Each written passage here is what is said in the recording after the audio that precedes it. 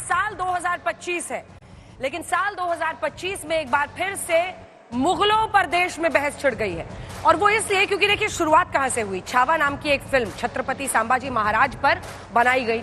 अब उस फिल्म को लेकर दोनों तरफ से, एक तरफ है मुगल फैंस, मुगलों के फैन, तो दूसरी तरफ है मुगलों के हेटर्स, यानी उनको नापसंद करने वाले। अब सब में ढिशुम ढिशुम लड़ाई हो गई और यहां तक पहुंच गई लड़ाई कि सियासतदान भी इसमें कूद पड़े हैं। सोशल मीडिया पर तो जंग चल ही रही थी। अबू आजमी साहब आए, समाजवादी पार्टी के टिकट पर नए नए विधायक बने हैं अभी। अब उन्होंने कह दिया कि औरंगजेब तो महान था, उसके बारे में ये सब कहना गलत है। हालांकि बाद में उन्होंने अपनी बात से वो पलट गए, लेकिन तब तक डैमेज हो चुका था, क्योंकि योगी जी ललकारने लगे उत्तर प्रदेश से कि आइए भेज दीजिए उनको यहाँ पर, यूपी में हमें ऐसे लोगों का इलाज करना आता है। तो वहीं पर देवेंद्र फडणवीस कह रहे हैं कि 100% उनकी गिरफ्तारी होगी, मामला उनके खिलाफ है, निलंबन उनका हो गया है विधानसभा से। वहीं शिवसेना, उद्धव ठाकरे जो कि अब धुर विरोधी हो गए हैं बीजेपी के, वो भी कह रहे हैं कि सिर्फ निलंबन से कुछ नहीं होगा, उनको हमेशा के लिए हटाइए। बहरहाल इन सब पर आज चर्चा करेंगे, लेकिन बात औरंगजेब तक थमी नहीं है, बात दूर तक गई है। बात अकबर पर पहुंची, जयपुर के विधानसभा में पहुंची, वहां पर अकबर को महान कहने पर नाराजगी जाहिर की गई तो उसका भी विरोध हुआ। वहीं तीसरी तरफ अब दिल्ली में आज दो ऐसे बड़े नेता, जिसमें एक दिनेश शर्मा है, ये तस्वीरें हम आपको दिखा रहे हैं, फॉर्मर डेप्यूटी सीएम है ये उत्तर प्रदेश के। इनके घर के बाहर तुगलक लेन छोटा कर दिया गया, जो दरअसल उस लेन का नाम है, और विवेकानंदा मार्ग बड़ा कर दिया गया। तो ये तस्वीरें, और कृष्णपाल गुर्जर के भी घर पे यही हुआ।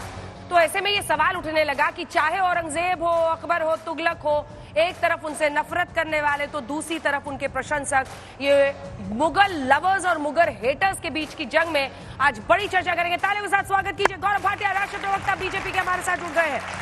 अनुराग भदौरिया जी, समाजवादी पार्टी के राष्ट्रीय प्रवक्ता, तालियों के साथ स्वागत कीजिए। आनंद दुबे जी, प्रवक्ता शिवसेना उद्धव ठाकरे गुट के, तालियों के साथ इनका अभिनंदन कीजिए। मौलाना अंसार रजा साहब जो कि प्रेसिडेंट हैं गरीब नवाज फाउंडेशन के, तालियों के साथ स्वागत कीजिए।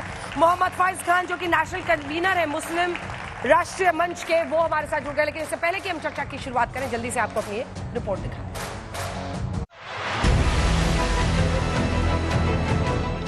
मुगल आक्रमणकारी और क्रूर शासकों को महान बताने पर शुरू हुई सियासत मुगलों का नामो निशान मिटाने पर आ गई। 3 दिन के अंदर 3 मुस्लिम शासकों पर सियासी महाभारत सामने आई।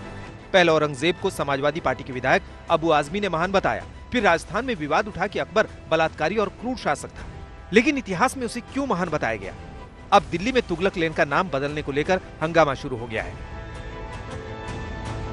आसपास के जो मकान था उसमें लिखा हुआ था विवेकानंद मार्ग और नीचे लिखा था तुगलक लेन, दोनों साथ साथ लिखे थे।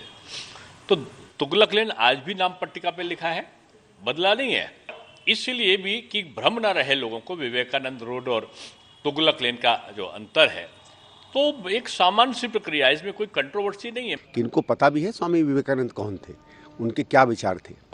वो एक ऐसे व्यक्ति थे जो जातिवाद के खिलाफ काम किया करते थे, जो महिला उत्थान की बात किया करते थे, और इनके तरीके का नहीं केवल दिखावा, जिस तरीके की ये घटिया सांप्रदायिकता और सांप्रदायिक राजनीति बीजेपी वाले करते हैं।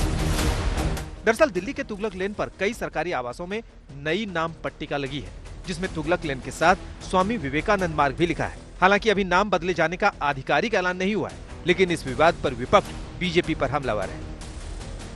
जितने भी राष्ट्रपति आते हैं उनको आप कहते हो जाके ताजमहल देखो, ये सबसे अच्छा हमारे यहाँ बिल्डिंग बना हुआ, किसने बनवाया उसको? मुगल शासक।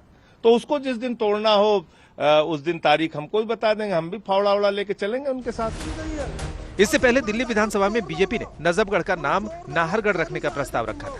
इसके अलावा मुस्तफाबाद का नाम शिव विहार करने और मोहम्मदपुर का नाम बदलकर माधवपुर करने की मांग बीजेपी कर चुकी है।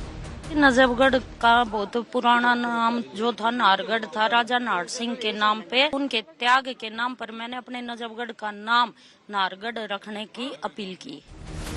दिल्ली में तुगलक लेन का नाम बदलने को लेकर हो रहा सियासी संग्राम यूपी तक पहुंच गया। मुझे लगता है कि ऐसे नामों को बदलने का दिल्ली में भी सही समय आ गया है, और अब दिल्ली में भी डबल इंजन की सरकार है, तुष्टीकरण करने वाली नहीं है, तो इस कदम का स्वागत। मोहम्मद बिन तुगलक के बारे में लोग अच्छी तरह जानते हैं, देश दुनिया के लोग जानते हैं, इतिहासकार भी जानते हैं। वो एक सनकी राजा थे। हम स्वामी विवेकानंद जी का सोचा है, बहुत अच्छा नाम है। वहीं से पहले औरंगजेब पर हंगामा बरपा। वैसे तो औरंगजेब की मृत्यु 1707 ईस्वी में हुई थी, लेकिन उस पर सहूलियत के हिसाब से सियासी रोटियां अब तक सेकी जाती रही। उसका मकबरा महाराष्ट्र के औरंगाबाद के पास खुलदाबाद नाम के गांव में बनाया गया था। अब औरंगाबाद का नाम बदलकर संभाजी नगर हो चुका है। एसपी विधायक अबू आजमी ने औरंगजेब को महान बताया तो यूपी के सीएम योगी आदित्यनाथ और महाराष्ट्र के सीएम दोनों ने अबू आजमी को चेतावनी दे डाली। समाजवादी पार्टी का नेता, आपका विधायक घोषणा करो ना, उस कमबख्त को निकालो पार्टी से और उसको एक बार यूपी भेज दीजिए, बाकी उपचार हम अपने आप करवा लेंगे। नहीं। लेकिन औरंगजेब के फैन क्लब में सिर्फ अबू आजमी ही नहीं, कांग्रेस, आरजेडी और नेशनल कॉन्फ्रेंस के नेता भी शामिल हैं। तारीख को तो नहीं बदला सकते, ये तो मुगलों की हिस्ट्री खत्म करना चाहते थे, वो तो बदल नहीं सकती। टुकड़े टुकड़े हुए बटे हुए भारत को अगर किसी ने अखंड भारत बनाया, महान भारत बनाया, तो उसका नाम औरंगजेब है। मेरी राय वही है कि औरंगजेब एक मुगल राजा थे और उन्होंने वही काम किया जो राजा करता है। क्या आप आतताई बता रहे, कैसे आतताई बता रहे हैं आप उसको? 49 साल बादशाह रहा, उसके राज के अंदर जीडीपी कहाँ थी? राजे महाराजे जो है उनकी का अपना स्टाइल होता था, वो सत्ता हासिल करने के लिए कुछ भी करते थे। उसने मंदिर तोड़वाए भी, उसने मंदिरों को जायदाद, जमीन और पैसे भी दिए। उधर राजस्थान में इस बात पर चर्चा हो रही है कि सही मायने में अकबर महान था या महाराणा प्रताप। औरंगजेब ने अनगिनत हिंदुओं को मारा, सैकड़ों मंदिरों को ध्वस्त किया, हिंदुओं पर जजिया कर लगाया। उसकी सच्चाई देश के विद्यार्थियों के छिपाकर उसका इतिहास अनेक वर्षों तक पढ़ाया गया। गुरु तेग बहादुर, गुरु अर्जुन देव जी के हत्यारों का आपने महिमा मंडन किया। सियासत अपनी जगह है, लेकिन सवाल है कि क्या वाकई इतिहासकारों ने साजिश के तहत मुगल आक्रांताओं को महान बताया और हमारे पुरुषों को कमतर आंका? आज तक ब्यूरो।